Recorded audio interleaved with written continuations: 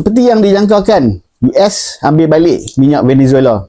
Kerajaan Amerika Syarikat mengumumkan bahawa kerajaan interim Venezuela akan menyerahkan 30 ke 50 tong minyak mentah pada US. Yang pertama. Yang kedua, syarikat minyak Amerika Syarikat seperti Exxon Mobil, Chevron dan lain-lain akan masuk semula ke Venezuela. Sebelum tahun 1999, hampir keseluruhan industri minyak Venezuela dikawal terus oleh syarikat US. Veni cuma ada telaga minyak. US datang, korek, tapis, jual. Apabila Hugo Chavez naik jadi presiden pada 1999, dia kata US ambil untung terlampau banyak. Dia bina syarikat minyak sendiri, PDVSA, dan ambil alih semua operasi minyak.